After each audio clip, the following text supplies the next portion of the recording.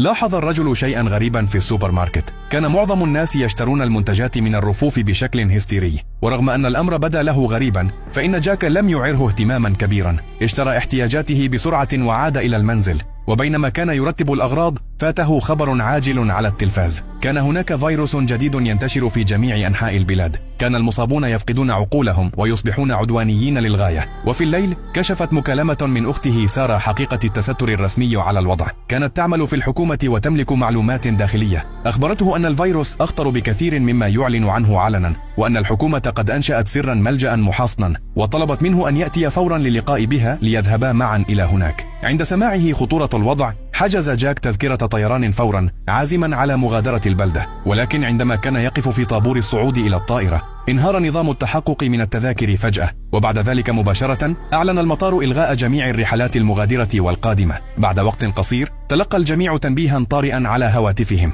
وبسبب الانتشار السريع للفيروس دخلت البلاد في حالة قانون عسكري، ولم يعد بإمكان أحد الدخول أو الخروج بمفرده. اتصل جاك فورا بأخته، لكنها أخبرته أن يعود إلى المنزل وينتظر الفرصة المناسبة. لم يكن أمامه خيار آخر، فعاد من المطار وسط حشد من الناس المذعورين. وفي الطريق كانت الشوارع قد ازدحمت تماما. عندما رأى هذا العدد الكبير من الناس العالقين على الطريق ترك جاك سيارته وواصل سيره على الأقدام نحو المنزل. وعندما وصل إلى حيه منهكا انقبض قلبه من المشهد، إذ كان المكان مليئا بجنود مسلحين حتى الأسنان. كانوا يسيطرون على رجل فقد السيطرة على نفسه، وكان هذا هو جار جاك وقد تحول بالفعل. عند رؤية ذلك ازداد لدى جاك إصرار على الهروب من البلدة. لكن في اليوم التالي جاءت أخته بأخبار سيئة، إذ كان معدل انتشار الفيروس أسرع بكثير من التوقعات الرسمية، كما أن العديد من مناطق الحجر الصحي قد تلوثت أيضا. أخبرته بجدية أنه مهما حدث لا يجب أن ينقل إلى منطقة عزل، وعندما يتم التخلي عن تلك المنطقة بالكامل ستجد طريقة للعودة وأخذه معها. بعد إنهاء المكالمة خرج جاك فورا إلى السوبر ماركت لمحاولة تخزين المزيد من المؤن، لكنه عندما وصل وجد أن الرفوف شبه فارغة، فسارع لجمع بقايا الطعام المتبقية حتى ملأ حقيبته،